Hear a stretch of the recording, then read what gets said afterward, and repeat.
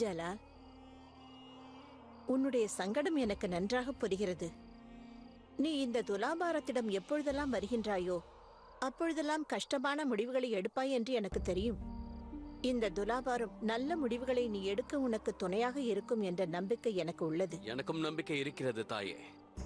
ஆனால் நடப்பது என்னவென்பது எனக்கு புரியவில்லை. ஒருபுறம் தன்னை பலவந்தப்படுத்த முயற்சி செய்ததாக ஷெஹனாஸ் தோடர்மல் அவர்கள் மீது குற்றம் சாட்டுகிறாள், மறுபுறம் தன் மீது பொய்யாக குற்றம் சாட்டுகிறாள் என்றும் அவள் பைத்தியம் போல் நடிக்கிறாள் என்றும் தோடர்மல் அவர்கள் அவள் மீது குற்றம் சாட்டுகிறார். ஜோதா பேகமோ ஷெஹனாஸிற்கு துணையாக நிற்கிறார். அதே போல் ஜோதா பேகம் இதுவரை கூறியது எதுவும் தவறானதில்லை. தோடர்மல் அவர்கள் இது போன்ற கீழ்த்தனமான ஒரு செயலை செய்திருப்பார் என்று என் மனம் நம்ப மறுக்கிறது. எனக்கு ஷெஹனாஸ் மீது பாவமாகத்தான் இருக்கிறது தாயே. ஆனால் தோடர்மல் அவர்கள் இவ்வளவு கேவலமாக நடந்து கொள்வார் என்ற நம்பிக்கை இல்லை. என் மனமும் இதை முற்றிலும் ஏற்க மறுக்கிறது ஜலால். ஆனால் சந்தர்ப்பங்களும் சாட்சிகளும் தோடர்மலுக்கு எதிராகத்தான் இருக்கிறது.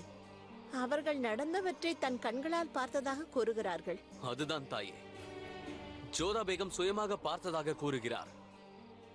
ஜோதா பேகம் பார்த்தது பொய்யா, இல்லை தோடர்மல் அவர்கள் கூறுவது பொய்யா என்பதுதான் எனக்கு புரியவில்லை தாயே. சரியான முடிவெடுப்பது மிகவும் கடினம்தான். ஆனால் இந்த சூழ்நிலையில் நீ சரியான முடிவெடுப்பதற்கு உனக்கு ஒருவர் மட்டும்தான் உதவ முடியும். அவர்தான் ஷெஹன்ஷா ஜலாலுதீன் முகமது அக்பர். தன்னுடைய வளர்ப்பு தாயின் மகன் ஆதகாம் கானாக இருக்கட்டும், இல்லை தன்னுடைய தங்கை பட்சுபானுவாகவே இருக்கட்டும், சரியான முடிவுகளையே எடுத்து வந்தார். ஏன் தன்னுடைய வளர்ப்பு தாய் மகாமங்காவின் காரியத்தில் கூட அவர் மிகவும் சரியான முடிவைத்தான் எடுத்தார். உன்னுள் இருக்கும் அந்த ஷெஹன்ஷாவிடம் இதற்கான விடையை கேள் ஜலால். அவர் சரியான பதிலை கூறுவார்.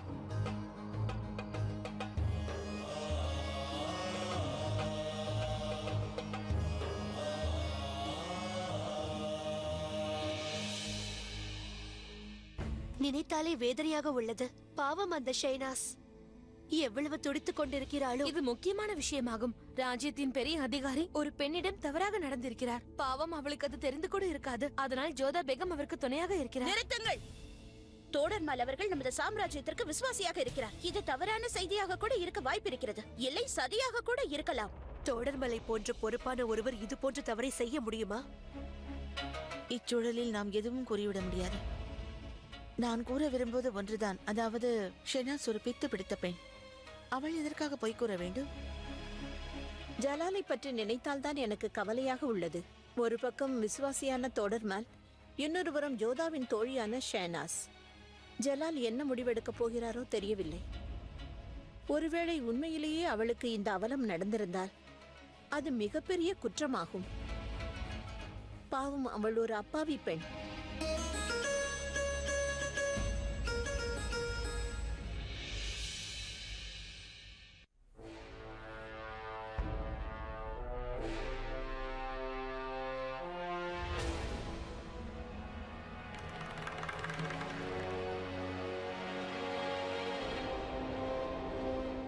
இங்கே இருக்கும் சான்றோர்களாகிய நீங்களும் நடந்ததை பார்த்தீர்கள், கேட்டீர்கள். சாட்சியங்கள் கூறியதையும் கவனித்திருப்பீர்கள். இந்த விஷயத்தில் உங்கள் அபிப்பிராயத்தையும் நான் தெரிந்து கொள்ள விரும்புகிறேன். உசூர், தர்பாரில் நடந்த விவாதத்தை பார்த்த பிறகு ஒன்று தெள்ளத் தெளிவாக தெரிகிறது. தோடர்மல் அவர்களது மனதில் ஷெஹனாஸ் மீது அதிக வெறுப்புள்ளது. முதலில் தன்னை சிக்க வைக்க முயற்சிப்பதாகவும் பிறகு உங்களை கொல்ல அந்த பெண் திட்டம் தீட்டியதாக கூறுகிறார். ஆனால் இதற்கு அவரிடம் சாட்சியே இல்லை. ஆனால் ஜோதா பேகம் அவர்கள் கூறியதற்கு ஆதாரமும் உள்ளது, சாட்சியும் உள்ளது. தோடர்மல் அவர்கள்தான் குற்றவாளி என்று எங்களுக்கு தோன்றுகிறது. அதோடு தன்னை காப்பாற்றிக் கொள்வதற்காக இவர் பொய் சொல்கிறார். இது போன்ற மோசமான செயல்களுக்கு மரணமே சரியான தீர்ப்பாக இருக்க முடியும். இவருக்கு என்ன தண்டனை கொடுக்க வேண்டும் என்று தாங்கள்தான் தீர்மானிக்க வேண்டும்.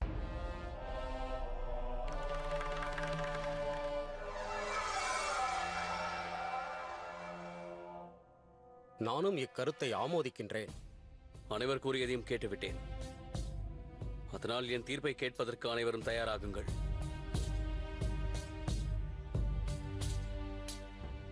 தோடர்மல் அவர்கள் தங்களை நிரூபித்துக் கொள்ள முடியவில்லை. அதே போல் அனைத்து சாட்சியங்களும் அவருக்கு எதிராக இருக்கிறது.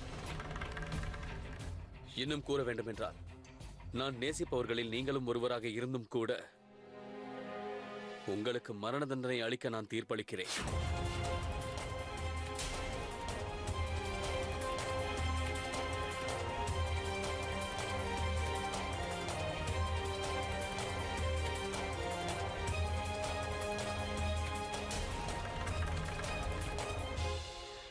ஏனென்றால் ஒருவருடைய வாழ்க்கையில் விளையாடுவதோ அவரை கொலை செய்ய முயற்சிப்பதோ மோசமான குற்றமாகும். அதனால் இதுதான் என்னுடைய தீர்ப்பு.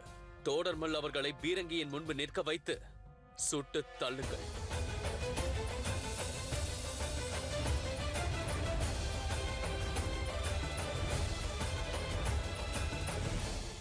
அக்கா அவர்களே, தண்டனைக்கு முன்பாக இறுதி ஆசை ஏதாவது இருக்கிறதா என்று கேளுங்கள்.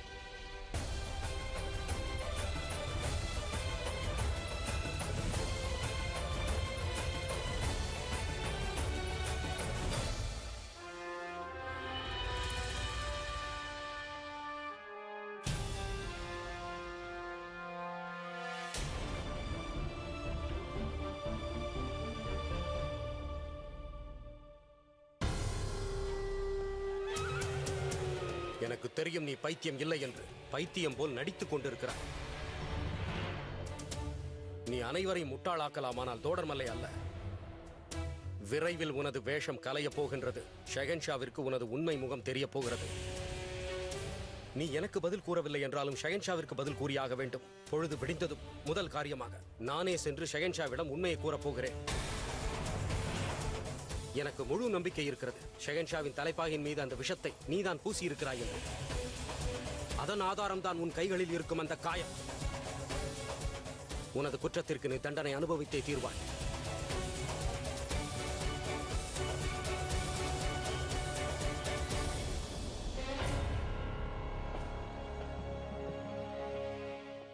உண்மையாகவே இவர் அனைத்தையும் கூறிவிடுவாரோ? அதன் பின் என் லட்சியம் நிறைவேறாது.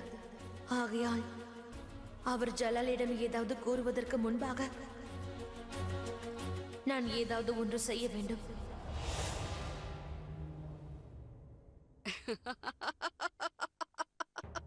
சுபானல்லா, அற்புதம் அற்புதம் இளவரசியாரே. என்ன ஒரு பிரமாதமான நடிப்பு. அங்கிருந்த அனைவரையும் தாங்கள் முட்டாளாக்கி விட்டீர்களே, பாராட்டியே ஆக வேண்டும். இது வெறும் ஆரம்பம் மட்டும்தான். டில்லி இன்னும் தூரமாகத்தான் உள்ளது. நீங்கள் செல்லும் வேகத்தை பார்க்கும் பொழுது ஷெஹனாஸ், மிக விரைவாகவே தில்லி அரியணையை சென்று அடைவீர்கள். அதோடு இதை லட்சியத்திற்காக செய்கிறீர்கள் இல்லையா? உங்கள் தாயாருக்காக. குதா உங்களுக்கு துணையாக இருப்பார். உங்களுக்கு என்னுடைய ஆசீர்வாதம் நிச்சயமாக உண்டு. ஆனால் நான் தங்களிடம் ஒன்று கூறவா? இந்த மாளிகையை விட்டு வெகு தூரம் செல்ல வேண்டிய நேரம் வந்துவிட்டது. அதாவது இன்றோ இல்லை நாளையோ உங்களுடைய உண்மையான முகம் வெளியே தெரிந்துவிடும். அதன் பின் பிரச்சனை ஏற்படும். எனவே நீங்கள் தப்பிக்கும் வழியை விரைவாக கண்டுபிடிக்க வேண்டும். அதிக காலம் ஆகாது மகாமங்கா. நான் என்னுடைய படையினர்களுக்காக காத்து கொண்டிருக்கிறேன்.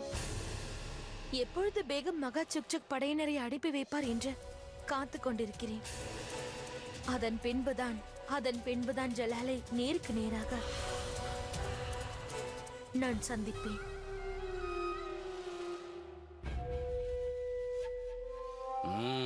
மணப்பெண் இங்கு இருக்கிறார் என்று அர்த்தம். புறாக்களுக்கு தானியம் போடுகிறீர்களா? ஆனால் என்னை கேட்டால் தாங்கள் புது கணவருடன் இருக்க வேண்டும் என்று கூறுவேன். புறாக்களை பிடிப்பதற்கு முதலில் தானியங்கள் தான் கொடுக்கப்படுகிறது. இந்த நிக்காவும் ஒரு அது போன்ற சதிதான். அதுவும் இல்லாமல் 22 வயதான ஒரு பச்சிளம் குழந்தை அனுபவம் இல்லாதவனிடம் எனக்கென்ன வேலை இருக்க போகிறது? நான் எதை அடைய வேண்டும் என்று நினைத்தேனோ அந்த லட்சியத்தை அடைந்து விட்டேன். பேகம் சாயிபா, ஆகையால் தான் நீங்கள் முக்கியமானவராக இருக்கிறீர்கள். நேரடியாக விஷயத்திற்கு வருகிறீர்கள். நேரத்தை வீணடிக்கவும் மாட்டீர்கள், கருணை காட்டவும் மாட்டீர்கள். வாழ்த்துக்கள். ஜலாலை எதிர்க்க வல்ல வீரமுள்ள படை வீரர்கள் தங்களுக்கு கிடைத்து விட்டார்கள். ஆகவே வாழ்த்துக்கள், எனது வாழ்த்துக்கள். இந்த அடிமையின் தரப்பிலிருந்து தரும் பரிசினை ஏற்றுக்கொள்ளுங்கள். ஆக்ரா எனது கைகளுக்கு வராத வரையில் தங்கள் வாழ்த்துக்களோ பரிசுகளோ எனக்கு தேவையில்லை. இதோ பாருங்கள் சாய்பா, நானும் அத்தருணத்திற்காக காத்துக் கொண்டிருக்கிறேன். எனக்கு முழுமையான நம்பிக்கை உள்ளது. அந்நேரம் விரைவில் வரும். ஆகையால் தாங்கள் என்னுடைய பரிசை ஏற்றுக்கொள்ள வேண்டும்.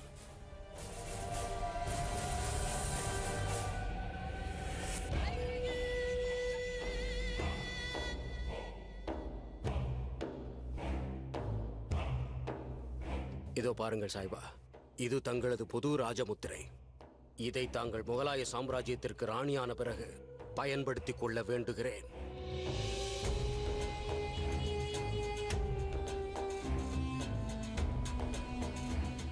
மிகவும் அழகு.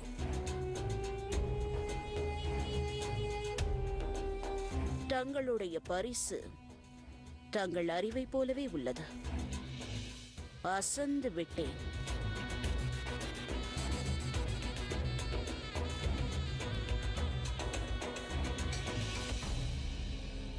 இது வெறும் பரிசு மட்டுமல்ல, எனது லட்சியத்தை நோக்கி இழுத்துச் செல்லும் ஒரு தூண்டுகோல். இதை நான் பார்க்கும் பொழுதெல்லாம் என் கனவை நனவாக்க வேண்டும் என்ற ஆசை அதிகரித்துக் கொண்டே இருக்கும். சரி, அது போகட்டும் ஃபாசில் பேக்.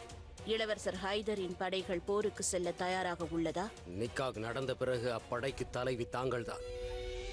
எனவே தாங்கள் கட்டளையிட்டவுடன் புறப்பட்டு விடுவார்கள். அவ்வாறென்றால் அந்த அரிய பொழுது இன்று இரவே வரப்போகிறது. பிறகு என்னுடைய படைகள் ஆக்ராவை நோக்கி புறப்படும். இந்த படை புயலை போல் புறப்பட இருக்கிறது. அந்த முகலாய சாம்ராஜ்யத்தின் கொடியை வீசி எறிய போகிறது.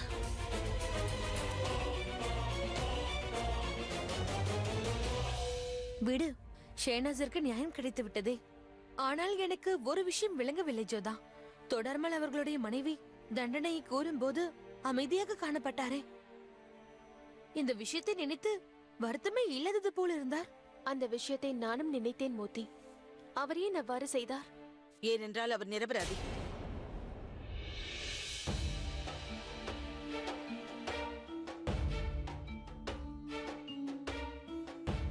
அவர் எந்த குற்றமும் இழைக்கவில்லை. என்னை மன்னியுங்கள். அனுமதியின்றி உள்ளே வந்துவிட்டேன். ஒரு குற்றமற்றவரை தண்டித்த பிறகு உங்கள் மனநிலை எவ்வாறு உள்ளது என்பதை பார்த்து செல்வதற்காகவே வந்திருக்கின்றேன். அவருடைய மனைவியாக உங்கள் வேதனையை என்னால் புரிந்து கொள்ள முடிகிறது. ஒரு பெண்ணிற்கு என்ன செய்ய வேண்டுமோ அதைத்தான் நான் செய்தேன். உங்களுடைய கணவர் அவள் இயலாமையை பயன்படுத்திக் கொள்ள முயற்சி செய்திருக்கிறார். அவளை மானபங்கம் செய்ய முற்பட்டிருக்கிறார்.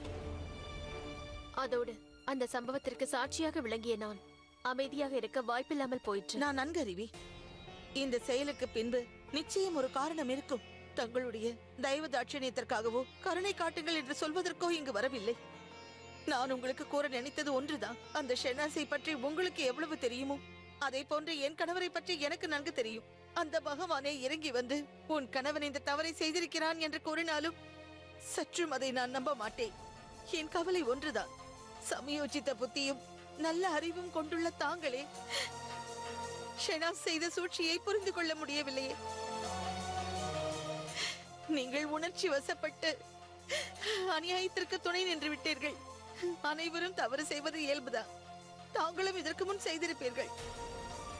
ஆனால் உண்மை என்னவென்பது தெரிய வந்த பிறகு நீங்கள் நிச்சயம் இது பற்றி கவலை கொள்வீர்கள்.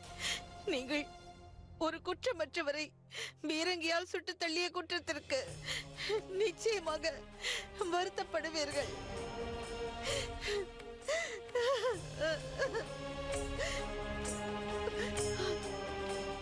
நான் தங்களுக்கு கடைசியாக ஒன்றை கூறிக்கொள்கிறேன் பேகம் சாய்பா. நாளை அவரை தண்டிக்கும் வேளையில் நான் அந்த இடத்தில் இருக்க விரும்புகிறேன். தன்னுடைய மனைவி இறுதி வரை உடன் இருந்ததை நினைத்து நிச்சயம் அவர் திருப்தி அடைவார். அவருடைய கடமையை நிறைவேற்றுவதற்காக தன்னுடைய உயிரை துறந்தார் என்று நினைத்து நானும் மகிழ்ச்சி அடைவேன். அவர் ஒரு வீர மரணத்தை அடைகிறார். நானும் ஒரு வீராங்கனையை போல இறுதியாக அவரை வழி அனுப்பி வைக்க வருவேன். அதன் பிறகு நான்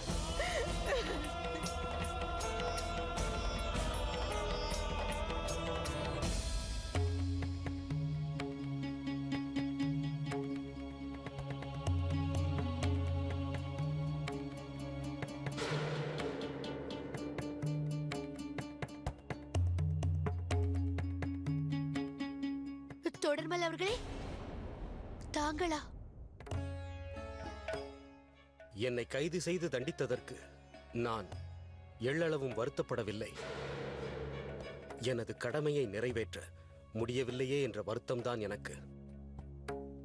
முதலில் அவள் ஷெஹன்ஷாவின் தலைப்பாகையில் விஷம் பூசினாள். அதன் பிறகு என் மீது பொய் குற்றச்சாட்டு சுமத்தி என்னை குற்றவாளியாக்கினாள்.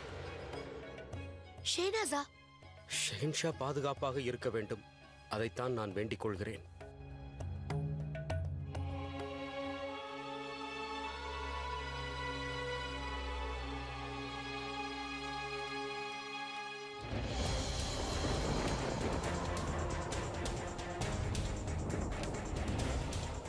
கடுமையாக காற்று வீசுகிறது ஜோதா.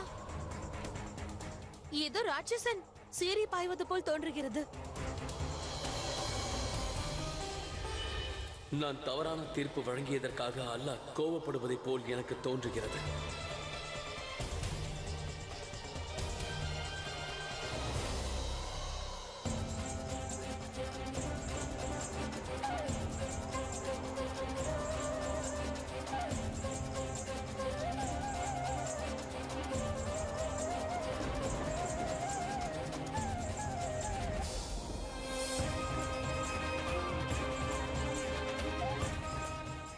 இது என்ன அபசகுணம் கண்ணா? ஏதோ பயங்கரம் நடந்தது போல இருக்கிறது. மோதி பாய், என்ன வயிற்று ஜோதா? மோதி, கண்ணனுக்கு முன் ஏற்றி வைத்த தீபம் அணைந்து விட்டது. ஏதோ தவறு நடந்திருக்கிறது. இயற்கையின் கோபத்தை பார்த்தால் ஏதோ பெரிய தவறு நடந்திருக்கிறது மோதி.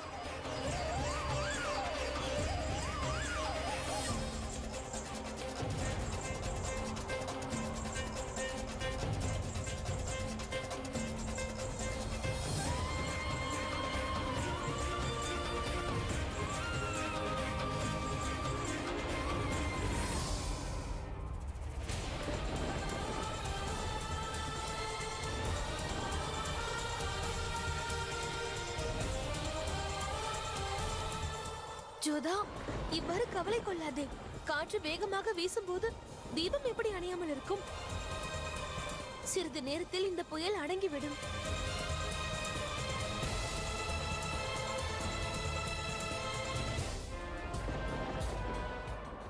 இந்த புயல் கடுமையாக இருக்கிறது. அனைத்தையும் நாசம் செய்துவிடும் போல் தோன்றுகிறது. இந்த புயல் கடந்து சென்ற பிறகு இந்த இடத்தில் மயான அமைதி நிலவும் என்று தோன்றுகிறது. நான் தோடர்மல் அவர்களுக்கு மிகப்பெரிய அநியாயத்தை செய்து விட்டேன். அவர் மிகவும் நல்லவர். அவருக்கு நான் சற்று கருணை காட்டியிருக்க வேண்டும். ஆனால் அதுபோல் செய்திருந்தால் மக்களுக்கு நம்பிக்கை போய்விடும். எனக்கு என்ன செய்வதென்றே புரியவில்லை.